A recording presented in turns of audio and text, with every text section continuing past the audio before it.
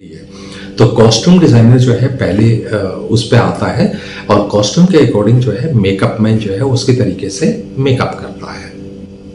तो ये उसके साथ हो, प्लस मेकअप मैन को कॉस्ट्यूम के साथ बैठाना, प्लस कॉस्ट्यूम डिजाइनर को मेकअप और एक्टर के साथ ही बैठना चाहिए, क्योंकि एक्टर की एक पर्सनैलिटी होती है, एक्टर का एक लुक एंड फील होता है, उस पर्सनैलिटी के साथ मैच करती हुई चीजें उसको बनानी पड़ती है। भाई वो पतला है तो कैसी कॉस्ट्यूम होगी, मोटा है तो कैसी कॉस्ट्यूम होगी, एरा बेशक कोई भी हो, मतलब वो स्क्रिप्ट पढ़ लिया, वो कैरेक्टर समझ में आ गया, लेकिन एक्टर भी है उसमें, वो एक कैरेक्टर होगा तो अलग होगा, लेकिन जब वो एक एक्टर के साथ मैच करते हैं तो वो कई बार जो है वो कैरेक्टर जो है वो दब जाता है आपका। तो कॉस्ट्यूम डिजाइनर को एक एक्टर के साथ भी उतना ही बैठना पड़ेगा जितना मेकअप मैन के साथ बैठना पड़ता है। यानी कि ये जो तीन लोग हैं, ये तीन लोग साथ बैठ के काम करते हैं। कॉस्ट्यूम डिजाइनर को एक मेकअप मैन और एक्टर के साथ बैठना चाहिए, तब जाके उस कैरेक्टर के ऊपर जो भी मेकअप अप्लाई होगा या उसकी जो कह लीजिए एक एक्टर को उस तरीके से पर्सनैलिटी वाइज जो बेस्ट आउटपुट आए उसका कैरेक्टर का, वो तभी आ पाएगा।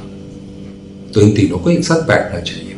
प्लस क्योंकि मैं ये कह चुका हूं कि मेकअप मैन को डायरेक्टर के साथ उससे स्क्रिप्ट चाहिए, उससे इनपुट चाहिए, वो सब मैं कह चुका हूं। एक और चीज जो है हमारे उसमें होती है, जैसे कॉस्ट्यूम डिजाइनर होता है, फिर कॉस्ट्यूम हैंडलर भी सेट पे होता है, तो उसको एक तरीका दिया जाता है कि मान लीजिए सीन नंबर 8 में ये इस कैरेक्टर की कॉस्ट्यूम थी और सीन नंबर 8 पहले शूट हुआ है, तो क्या ये पहले भी कहीं पे जाएगा ये कॉस्ट्यूम, या उसके बाद कब आएगा वो कॉस्ट्यूम, या उसकी कंटिन्यूटी कैसी होगी। मान लीजिए मैं कहता हूं कि मेरे पास सिर्फ 4 कॉस्ट्यूम है, 4 कॉस्ट्यूम पूरी फिल्म में मेरे को दिखाना है, तो कहीं ऐसा ना हो कि मैं एक एग्जांपल दे रहा हूं कि हॉस्पिटल से हीरो जो निकला उसने सूट पहना हुआ, शर्ट पहनी हुई, जूते पहने हुए और वो आ रहा है, सडनली वो जब घर में घुसता है तो कुर्ते पजामे में, ऐसा तो हो नहीं सकता, क्योंकि दोनों सीन अलग अलग दिन शूट हुए हैं। मान लीजिए कह सकता हूं कि हॉस्पिटल वाला जो शूट हुआ है वो बाद में हुआ है और घर वाला शूट पहले हो गया है, तो पहले मैंने कुर्ता पजामा उसका सेट करके रखा हुआ, लेकिन जब हम स्क्रिप्ट नहीं पढ़ते हैं या सीन को अच्छे तरीके से नहीं समझते हैं तो फिर क्या गलती होगी, हमारी कंटिन्यूटी की गलती होगी। बंदा हॉस्पिटल से निकल के घर पहुंचाना है, अगला सीन घर का है, तो घर का शूट पहले हो चुका है, तो उसमें कुर्ता पजामा है, तो हॉस्पिटल में निकलते हुए सूट और शूज और ये सब चीज कैसे होगी, कोट पैंट कैसे होगी, वो हो नहीं सकती। तो इसलिए ये जो कंटिन्यूटी का जो जर्क है वो ना आए, इसलिए कॉस्ट्यूम डिजाइनर को या कॉस्ट्यूम हैंडलर को एक पूरी डिटेल अपनी होमवर्क अपना पूरा करके रखना होगा। इवन मैं तो ये कहता हूं कि जब सारी की सारी जो कॉस्ट्यूम जब तैयार हो जाती है, यूजुअली हम जो करते हैं वो बता रहा हूं कि ज्यादातर हम लोग क्या करते हैं, चारों में जो 4 जो कॉस्ट्यूम्स मान लीजिए मैंने एक कैरेक्टर की बनाई है, तो मैं उनके जो होमवर्क में क्या आता है कि ये जो कॉस्ट्यूम है ये सीन नंबर इसमें यानी कॉस्ट्यूम नंबर 1 कैरेक्टर का नाम हो गया और कॉस्ट्यूम नंबर हो गया। कॉस्ट्यूम नंबर 1 जो है वो इन 10 सीन में आएगी। ये 10 सीन कौन कौन से हैं, सीन नंबर दिस, इस तरीके से एक पर्ची बना ली जाती है। इसी तरीके से नेक्स्ट कॉस्ट्यूम जो है वो कौन कौन से सीन में यूज होनी है। तो ये जो स्क्रिप्ट पढ़ के जब मैं अपना होमवर्क करता हूं तो ये वो वहीं से ही आती है ये सब चीजें। तो आप अपना एक जो होमवर्क है वो इस तरीके से आप बना लीजिए ताकि वो गलती आपसे ना हो, जर्क ना आए, कंटिन्यूटी, अगर कंटिन्यूटी खराब हो जाती है तो सोचिए आपको पूरा सीन दोबारा से शूट करना पड़ता है, दोबारा से फिर पैसा लगता है, फिर टाइम लगता है, बहुत कुछ चेंज हो जाता है, यानी कि वो सीन ही बेकार हो जाता है फिर। तो इसलिए होमवर्क बहुत जरूरी है। एक कॉस्ट्यूम डिजाइनर को ज्वेलरी का, एक्सेसरीज का, एक कह लीजिए कि भाई इन दोनों चीजों की नॉलेज खूब होनी चाहिए। फुटवेयर कैसा होगा, ज्वेलरी कैसी होगी, आपका एक्सेसरीज कैसी कैसी होंगी, यानी इस कॉस्ट्यूम के साथ मैच करती हुई तीनों चीजें। ये नॉलेज एक कॉस्ट्यूम डिजाइनर को हर हालत में चाहिए होती है। और ये कब होती है? जब आप ये समझे कि कलर स्कीम क्या होगी, ये इस ओकेजन के लिए वो पहन के जा रहे हैं। यानी कि अगर मान लीजिए मैं कहता हूँ पूजा में बैठेगा तो सूट पैंट नहीं पहन के बैठेगा, वो कुर्ता पजामा पहन के बैठेगा।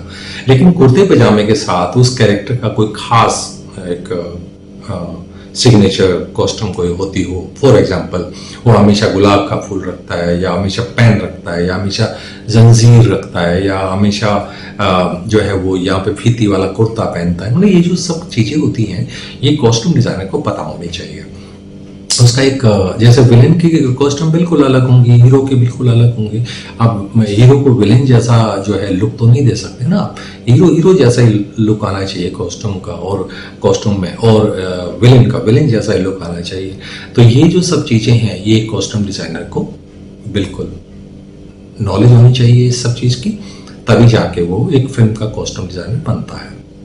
मैं ये जरूर कहूँगा कि फिल्म का जो कॉस्ट्यूम डिजाइनर है उसको एक बेसिक एजुकेशन उसकी किसी भी एक कॉलेज कह लीजिए, इंस्टीट्यूट कह लीजिए, कुछ भी जो कॉस्ट्यूम डिजाइन का या फैशन डिजाइन का कोर्स करके आया हुआ हो। इसमें वो लोग नहीं चलते हैं जो घर पे ही अपने कपड़े जो है वो सीलते हो, डिजाइन करते हो, क्योंकि वो तो अपने लिए करते हैं। और जब आप किसी इंस्टीट्यूट में जाते हैं, किसी कॉलेज में जाते हैं, तो उसमें डिज़ाइन का एक प्रोसेस सिखाया जाता है कि ऐसे करके आप क्लाइंट की स्टडी करते हैं, आप इंस्पिरेशन कैसे लेते हैं उसको, है ना, आप रिसर्च कैसे करते हैं, आप एक्सेसरीज को कैसे डेवलप करते हैं, और मटेरियल मार्केट में कैसा है, और पूरा जो एक होता है ना, उस कोर्स में सब कुछ ऐसा सिखाया जाता है। तो उसे मान लीजिए वो एक सिखाया जाता है मॉडर्न टाइम के हिसाब से, और हम हैं फिल्म के हिसाब से, तो वो ज़्यादा फर्क नहीं है, लेकिन फर्क है। फैशन डिज़ाइन का कोर्स करते हैं तो वो कॉस्ट्यूम डिज़ाइन में हेल्प करता है, डिज़ाइनिंग में हेल्प करता है, लेकिन उसको जो है वो क्या क्या करना पड़ेगा। अगर मान लीजिए वो फिल्म का कॉस्ट्यूम डिज़ाइन बनना चाहता है तो उसको स्क्रिप्ट को पढ़ना आना चाहिए, यानी कि स्क्रिप्ट उसके साथ जो है डाल दी जाती है कि आप स्क्रिप्ट जरूर पढ़िए। कैरेक्टराइजेशन जो उसका है उसको जरूर पढ़िए। वहाँ पे जो फैशन डिज़ाइन है उसमें क्लाइंट स्टडी होती है एक। तो क्लाइंट की जब आप स्टडी करते हो तो इसका मतलब मैं कैरेक्टर की स्टडी कर रहा हूँ। तो उसमें बस ये फर्क है कि हमारा ये गरीब भी हो सकता है, अमीर भी हो सकता है, चोर भी हो सकता है, डाकू भी हो सकता है, कैसा भी हो सकता है, लेकिन वहाँ पे जो फैशन डिज़ाइन होता है वो ज़्यादातर आपका मॉडर्न टाइम और फैशनेबल और मतलब खूबसूरती, ग्लैमर, ये सब चीज़ जो है फैशन डिज़ाइन में होती है। सिर्फ इतना सा फर्क है दोनों चीज़ों में। तो मैं ये कहूँगा कि कोर्स जो है उसको बेसिक जो है कोर्स एक जरूर करना चाहिए। प्लस सीधा जैसे ही आप ये कहें कि कॉस्ट्यूम डिज़ाइन या तो आप डिज़ाइनर बनते हैं सीधे, या कहीं ना कहीं ये मान के चलिए कि पहले आप फिल्म का एक दो प्रोजेक्ट जो है वो as assistant, as costume handler जरूर आप उस फिल्म को करें, ताकि आपको इन सब चीज़ों की नॉलेज हो जाए। तो कह लीजिए एक तरह से जैसे फैशन डिज़ाइन का कोर्स करने वाले इंटर्नशिप पे जाते हैं, इसी तरीके से हम ये कहें इसमें जो है यूज़ करते हैं टर्म कि आप किसी भी कॉस्ट्यूम डिज़ाइनर के अंडर, फिल्म का कॉस्ट्यूम डिज़ाइनर उसके अंडर एक दो प्रोडक्शन जरूर कर लीजिए, एक दो फिल्में जरूर कर लीजिए, ताकि आपको इस सब चीज़ों की पाइपलाइन का पता चले। और आपका अगर माइंड क्रिएटिव है तो 2-3 प्रोडक्शन के बाद आप भी इंडिपेंडेंट कॉस्ट्यूम डिज़ाइनर बन सकते हैं। तो ये एक कह लीजिए बेसिक सी मैंने एक कॉस्ट्यूम डिज़ाइनर की, फिल्म कॉस्ट्यूम डिज़ाइनर की बात कर रहा हूँ, मैं फैशन डिज़ाइनर की बात नहीं कर रहा हूँ। तो ये एक बेसिक नॉलेज मैंने जो है आपको थोड़ी शेयर की है जो फिल्म के अंदर कॉस्ट्यूम डिज़ाइन करते हैं। तो आपको प्रोग्राम कैसा लगा आप मुझे ज़रूर बताइएगा। अगर कुछ कमियां रह गई हों या कुछ क्वेश्चन रह गए हों तो आप मेरे से क्वेश्चन करिए, मैं उनका जवाब जरूर दूंगा। तो किसी अगले प्रोग्राम तक के लिए नमस्कार।